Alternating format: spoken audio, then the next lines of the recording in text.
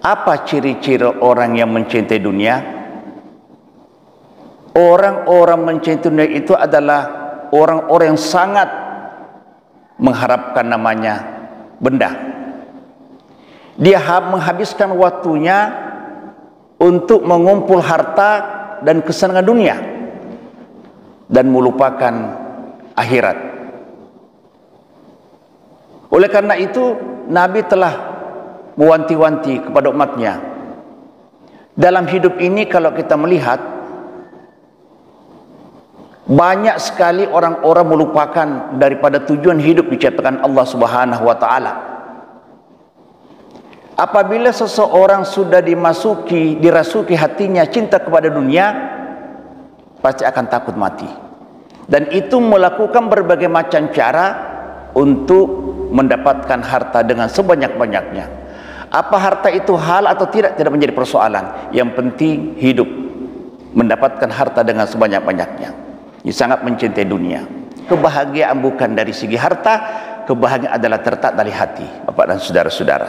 Jadi orang-orang yang kering agama di hatinya, maka tidak pernah menemukan kebahagiaan dan ketentraman hidup. Tapi justru kebahagiaan itu terletak pada diri seseorang, walaupun hidupnya apa adanya, tapi dia dekat kepada Allah, di situ akan merasakan nikmatnya hidup di dunia ini. Jadi sementara orang-orang menganggap harta itu merupakan dapat membahagiakan hidupnya, itulah mereka mengumpul-kumpul harta dan menghitung-hitungnya. Kalau semua kumpul harta menghitungnya, timbullah pelit dan serakah, tidak mau mengeluarkan zakat, Bapak dan saudara-saudara.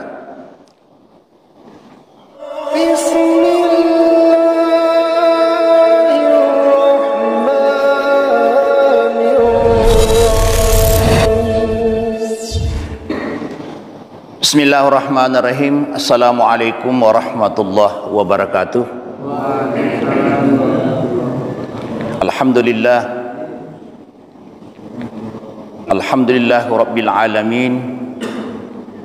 Wassalatu wassalamu ala asrafil kiram wa ala alihi wa ashabihil anam. Amma ba'd. Bapak-bapak dan saudara-saudara kaum muslimin dan muslimat jamaah subuh, insyaallah dimuliakan Allah Subhanahu wa taala. Marilah kita kembali bersama-sama memanjatkan puji syukur kehadirat Allah Subhanahu wa taala, di mana sampai detik ini alhamdulillah kita masih diberikan umur, sehat, kuat, petunjuk dan hidayah, sehingga kita dapat hadir bersama-sama di Masjid Al-Muttahidin ini untuk melaksanakan salat subuh secara berjamaah, kemudian dilanjutkan dengan pengajian. Selawat teriring salam senantiasa tercurah kepada baginda kita Muhammad sallallahu alaihi wasallam, Nabi yang telah berjuang demi kehadiran Islam di dunia ini. Bapak dan saudara-saudara, dijelaskan dalam sebuah hadis, Sayyati zaman ala kulli ummati yuhibbunal khamsa wa yansawunal khamsa. Akan datang satu zaman di mana umatku sangat mencintai 5 perkara dan melupakan 5 perkara. Yang pertama adalah yuhibbuna dunya wa yansawunal akhirah. Dia sangat mencintai dunia, melupakan akhirat. Ini bapak-bapak dan saudara-saudara. Apa ciri-ciri orang yang mencintai dunia? Orang-orang mencintai dunia itu adalah orang-orang yang sangat mengharapkan namanya benda. Dia menghabiskan waktunya untuk mengumpul harta dan kesenangan dunia dan melupakan akhirat. Oleh karena itu Nabi telah mewanti-wanti kepada umatnya, dalam hidup ini kalau kita melihat banyak sekali orang-orang melupakan daripada tujuan hidup diciptakan Allah Subhanahu wa taala. Apabila seseorang sudah dirasuki hatinya cinta kepada dunia, pasti akan takut mati. Dan itu melakukan berbagai macam cara untuk mendapatkan harta dengan sebanyak-banyaknya. Apa harta itu hal atau tidak menjadi persoalan. Yang penting hidup, mendapatkan harta dengan sebanyak-banyaknya. Dia sangat mencintai dunia. Yang kedua, yuhibbun hayat wa yansawnal mauta. Sangat mencintai hidup dan melupakan mati. Jadi pertama tadi dia cinta dunia, melupakan akhirat. Yang kedua, sangat mencintai kehidupan, melupakan mati. Inilah yang paling ditakuti Rasulullah. Yang paling kami khawatir kepada umatku, yuhibbud dunia wa kahratul maut. Dia sangat mencintai dunia dan melupakan mati. Bapak dan saudara-saudara, apakah tidak sadar? Apakah mungkin manusia melupakan mati? Setiap hari kita melihat orang mengantar ke kuburan. Setiap hari, apalagi orang-orang yang di tempat tinggal depan jalan raya, hampir setiap hari orang diantar ke kuburan. Apakah mungkin mereka itu melupakan mati? Sementara melihat kenyataan dalam hidup hari-hari, setiap hari menyaksikan. Apakah tidak pernah terdetik bahwa kami sekarang menyaksikan orang diantar kuburan dan tidak menutup kemungkinan besok kami pula disaksikan untuk diantar di kuburan. Jadi itu adalah dia sangat mencintai hidup dan melupakan akhirat. Kemudian yuhibbunal qusur wa yansawna kuburu. Umatku sangat mencintai gunung-gunung mewah dan melupakan kuburan. Coba kita lihat dalam hidup ini, orang berlomba-lomba memperbaiki rumah, mempercantik rumah, padahal hanya berapa tahun ditempati. Kalau umur kita tidak sudah 50 tahun atau 55 tahun, hanya berapa tahun saja kita tempati. Ada orang di Jakarta, saya menyaksikan di Jakarta itu berdekatan dengan rumah keluarga. Dia bikin rumah berapa miliar, dipercantik. 5 hari sebelum diresmikan mati. Ini jadi sangat mencintai gunung-gunung pencakar langit, diperindah, dipercantik, lupa tempatnya di akhirat. Kita nak mati, Pak. Kuburan itu perlu diberikan lampu. Apa lampu Al-Quran, baca Al-Quran. Itu. Jadi dia sangat mencintai. Memang hobi manusia. Dia memperbaiki rumah seakan-akan tidak mau mati dan hidup selama-lamanya. Ingat, nanti ditanya, gedung-gedung yang kita bikin itu dari mana kau dapat duit sebanyak itu? Oke. Kemudian yuhibbunal mala wa yansawnal hisab. Dia sangat mencintai harta, melupakan bahwa harta itu tak akan ditanya. Dia tahu dia mampu. Ini nanti kita bahas nanti. Yang terakhir adalah wa yuhibbunal khalqi wa yansawnal khaliq. Dia sangat mencintai sesama makhluk. Dia cinta kepada mobil, rumah, dia sangat mencintai ciptaan Allah dan melupakan penciptanya. Kita sangat mencintai ciptaan Allah tapi melupakan yang menciptakan. Itulah 5 perkara, kenyataannya memang betul. Akan datang satu saat di mana umatku sangat mencintai 5 perkara dan melupakan 5 perkara. Yang pertama adalah yuhibbunad dunya wa yansawnal akhirah. Mencintai dunia, melupakan akhirat. Yuhibbuna haya wa yansawna mauta. Sangat mencintai hidup, melupakan mati. Wa yansawna kubura, yuhibbuna kubura wa yansawna kusura. Sangat mencintai rumah percakar langit, wa yansawna kubur, melupakan akhirat. Yuhibbuna mala wa yansawna hisab. Sangat mencintai harta dan melupakan bahwa harta itu akan dihisab. Yang terakhir adalah sangat mencintai ciptaan Allah, nikmat Allah, tapi melupakan pemberi nikmat itu Allah Subhanahu wa taala. Bapak dan saudara-saudara, hari ini, malam ini, subuh ini kita akan agak sedikit sekelumit untuk mengkorek-korek isi kandungan daripada Al-Humazah, di mana Al-Humazah ini terdiri dari 9 ayat. Kita lihat. Bismillahirrahmanirrahim. Wailul likulli humazatil lumazah alladzi jama'a mala wa'dadah yahsabu anna malu akhlada kalla yumbasanna fil hutama wa ma adraka mal hutama narullahil muqadatul lati tattalu alal afida innaha alaihim musadatun fi amadin mumaddada. Artinya, kecelakaan bagi setiap pengumpat dan pencelah yang mengumpulkan harta dan menghitung-hitungnya dan mengira bahwa hartanya itu dapat mengekalkannya. Sekali-kali tidak. Sesungguhnya dia benar-benar akan dilemparkan ke dalam hutama. Dan tahukah kamu apakah hutama itu? api yang disediakan Allah, yang dinyalakan, yang membakar sampai ke hati. Sesungguhnya api itu ditutup rapat atas mereka, sedangkan mereka itu diikat dan tiang-tiang yang panjang.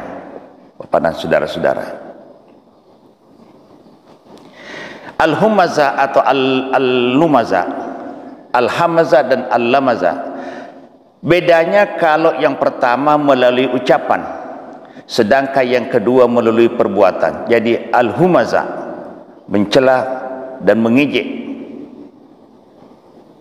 Yang pertama melalui ucapan, al-lumaza, wailul likulli, celaka bagi orang yang pengupat dan pencela. Pengupat itu adalah mengata-kata dengan ucapan.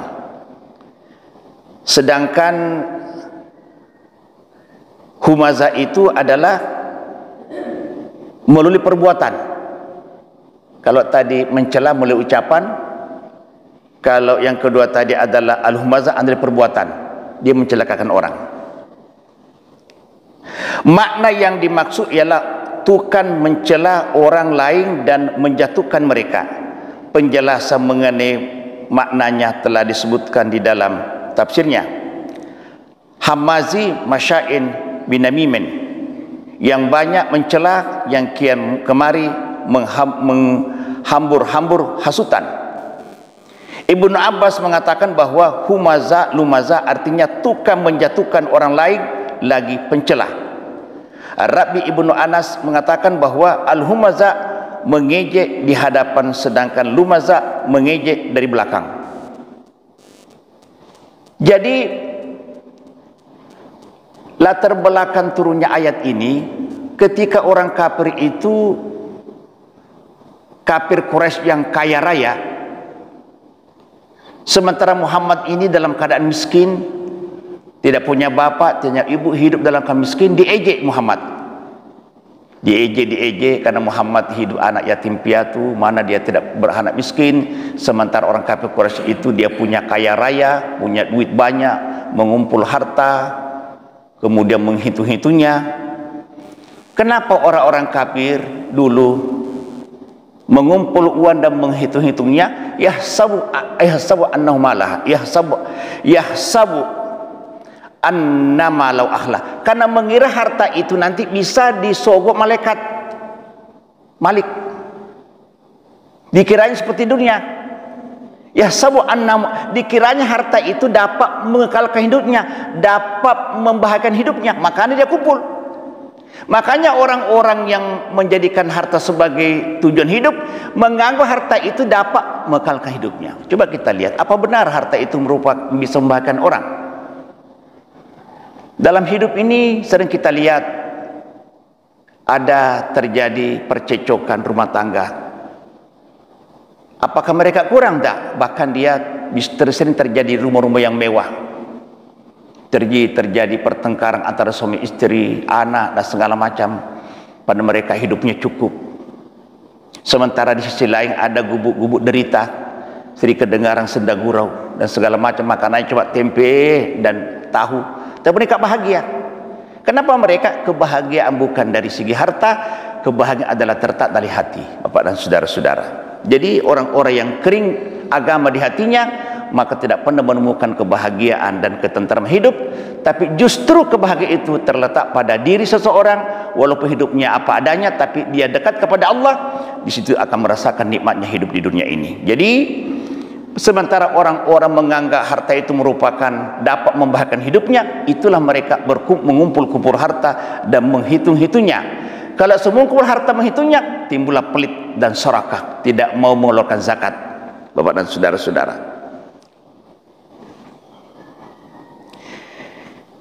Ibnu Abbas mengatakan bahwa humaza lumaza artinya tukang menjatuhkan orang lain lagi pencela. Rabi Ibnu Anas mengatakan bahwa al-humaza mengejek di hadapan, sedangkan lumaza mengejek dari belakang. Qatadah mengatakan bahwa humaza lumaza mencela orang lain dengan lisan dan matanya, dan suka mengupat serta menjatuhkan orang lain. Mujahid mengatakan bahwa humaza dengan tangan dan mata, sedangkan lumaza dengan lisan. Hal yang sama telah dikatakan oleh Ibnu Zaid. Malik telah meriwayatkan dari Za'i ibnu Aslam bahwa makna yang dimaksud ialah memakan daging orang lain, yakni mengupat. Kemudian sebahagian dari ulama mengatakan bahwa orang yang dimaksud adalah Al-Khannas ibnu Syuraik, dan pendapat yang lain mengatakan selain dia. Mujahid mengatakan bahwa makna ayat umum. Artinya gini, orang-orang yang menjelek-jelekan orang seperti orang memakan dagingnya sendiri, memakan dagingnya temannya, saudaranya itu. Jadi ada sebagian berpendapat bahwa ketika seorang muslim mencercah, menjatuhkan, mengejek, mengupat dan menghina saudara muslim seperti makan daging mentah sendiri, Bapak dan saudara-saudara. Alladzi jama'a mala wa'dada, yang mengumpulkan harta dan menghitung-hitungnya, yakni menghimpun sebagaimana dengan sebagian yang lain dan menghitung-hitung jumlahnya sebagaimana yang disebutkan dalam ayat lain melalui wa jama'ah wa'a'i, serta mengumpulkan harta benda lalu menyimpannya. Demikian menurut As-Sa'di dan Ibnu Jarir. Muhammad Ibnu Ka'ab setelah mengatakan sehubungan dengan makna firman-Nya menghimpun harta dan menghitung-hitungnya, yaitu di siang hari terlena dengan harta bendanya dan merasa asyik dengannya. Dia apabila malam tiba maka ia tidur bagaikan bangkai yang telah membusuk. Itu loh Pak. Jadi orang-orang yang mengumpul harta tadi di siang harinya terlena dengan harta bendanya dan merasa asyik dengannya, dan apabila malam hari tiba maka ia tidur bagaikan bangkai yang telah membusuk. Yahsabu anna malu akhlada, dia mengira bahwa hartanya itu dapat mengekalkan hidupnya, bahagianya. Manusia itu mengira bahwa dengan mengumpulkan harta maka hidupnya di dunia ini akan kekal. Maka disangka oleh Allah, kalla, tidak akan mungkin harta itu bisa membahagiakan kamu. Tuh, kalla, sekali-kali tidak. Karena orang kafir menganggap hartanya itu bisa membahagiakan hidupnya. Allah menjawab, kalla, tidak mungkin, kata Allah. Yani perkara yang sebenarnya tidak seperti yang mereka kira dan mereka dugaan. Kemudian disebutkan oleh firman Allah selanjutnya keadaan yang sebenarnya, layum basanna fil hutama, sesungguhnya dia benar-benar akan dilemparkan ke dalam hutama. Jadi orang-orang kafir itu dia mengumpulkan harta dengan sebanyak-banyak hitungnya, menganggap bahwa hartanya itu dapat membahagiakan hidupnya. Mengatakan Allah, tidak, kata Allah, bahkan hartamu itu yang mendorong kamu masuk neraka hutama. Itu dibantah Allah. Sesungguhnya orang yang menghimpun harta dan yang menghitung-hitungnya itu akan dicampakkan ke dalam hutama. Dan hutama adalah nama lain dari neraka. Dinamakan demikian karena ia merekomendasikan orang yang dimasukkan ke dalamnya. Untuk itulah maka disebutkan dalam firman Allah, wa ma adraka mal hutama, tahukah kamu apakah neraka hutama itu? Narullahil muqadah, adalah api yang dinyalakan Allah, dia dibakar sampai ke hati. Jadi Allah menggunakan dibakar sampai ke hati. Artinya apa? Hatinya saja hancur, apalagi di luarnya. Itu Al-Quran menyebutkan dibakar oleh Allah Subhanahu wa ta'ala sampai ke hati. Berarti yang lain sudah hancur. Hatinya saja hancur, apalagi kulitnya, apalagi tulangnya dan segala macam-macam. Tuh. Wa ma adraka mal hutama, tahukah kamu apakah neraka hutama itu? Narullahil muqadah, api yang dinyalakan Allah, yang membumbung ke atas, allati tattalu ala ibadah, akibat membakarnya itu sampai ke hati, Bapak dan saudara-saudara. Sabit Al-Bani mengatakan bahwa api neraka hutama membakar mereka sampai ke hatinya, sedangkan mereka dalam keadaan tetap tertutup, dan bila mana azab mencapai puncaknya maka mereka hanya dapat menjerit dan menangis merasakan sakitnya yang tiada terperikan.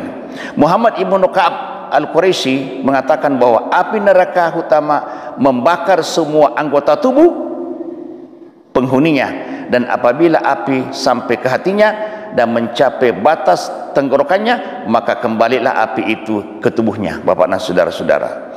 innaha alaihim muqsadah, sesungguhnya api itu ditutup rapat dan mereka dan diikat dengan tiang-tiang yang panjang. Jadi masuk ke dalam peti, di dalam peti itu diikat pula dengan tiang-tiang. Bagaimana mungkin orang bisa lari? Dimasuk ke dalam peti dari api, diikat oleh tiang-tiang. Mau kemana kamu? Tak kamu keluar. Itulah bapak dan saudara-saudara akibat daripada orang-orang yang mencintai dunia, bapak dan saudara-saudara.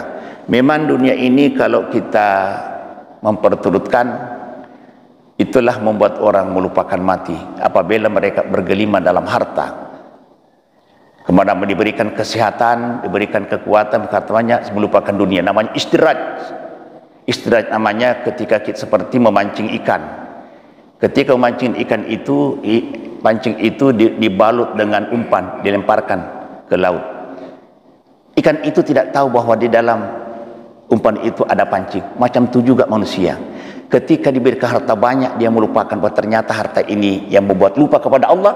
Ketika itu kan dicabut nyawa dalam keadaan su'ul hati, bapak dan saudara-saudara. Oleh karena itu mari kita bersama-sama di ujung bulan suci Ramadan ini, mari kita memanfaatkan dan memaksimalkan amal ibadah kita, terutama rutin. Kalau bisa kita salat berjamaah dirutinkan, kalau bisa. Yang kedua, baca Al-Quran, bersedekah, melaksanakan salat sunat lain, kemudian memperbanyak iktikaf di masjid dalam rangka untuk mendapatkan berbagai macam ibadah kepada Allah Subhanahu wa taala. Bulan Ramadan ini adalah bulan istimewa, bulan spesial, di mana bulan Ramadan pada awalnya dihiasi dengan rahmat, di pertengahannya dengan syarat ampunan, yang ketiga terakhir adalah kemerdekaan dari api neraka. Orang-orang yang senantiasa melaksanakan ibadah sejak pertama dan terakhir akan mendapatkan kasih sayang Allah Subhanahu wa taala, kemudian mendapatkan ampunan dari dosa seperti bayi yang baru lahir, yang ketiga adalah kemerdekaan dari api neraka. Apabila ketiga-tiganya itu didapatkan manusia akibat dan melaksanakan ibadah Ramadan, maka sudah pasti tempatnya di surga Firdaus. Amin ya rabbal alamin. Demikianlah barangkali yang dapat sampaikan, mudah-mudahan ada manfaatnya. Lebih kurang mohon maaf. Wabillahi taufiq wal hidayah. Wassalamualaikum warahmatullahi wabarakatuh. Sedikit Pak ingin saya sampaikan, ya sudah ini. Sedikit kita di sini jemaah kita ini masih banyak yang belum memahami tentang salat ikut sama imam. Itu kalau imam mengatakan Allahu Akbar, jangan dulu ikut, berikan jeda dikit. Saya melihat kenyataan ada di antara kita ini, begitu imam Allahu Akbar, dia lebih dulu dia bergerak daripada imam. Ada di antara kita di sini, sangat membahaya sekali. Saya salat berdampingan dengan mereka itu, diberikan jeda Allahu Akbar, biar dulu bergerak imam, baru kita bergerak. Jadi biarlah iman sampai ke batas berdiri, rukuk, sujud, baru kita bergerak. Karena di antara kita itu ada yang cepat, begitu Allah sujud begini, padahal Allahu Akbar, baru kita Allahu Akbar, sami Allah beda.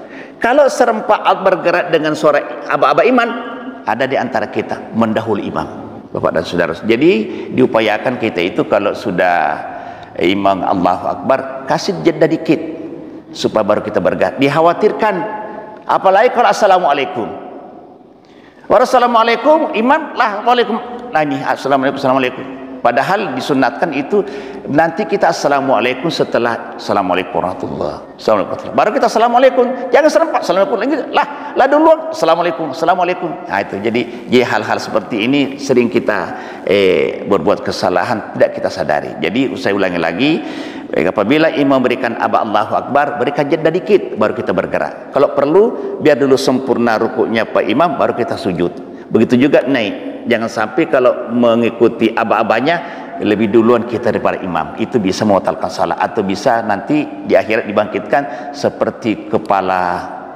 apa namanya itu? Itu keledai. Baik, Pak.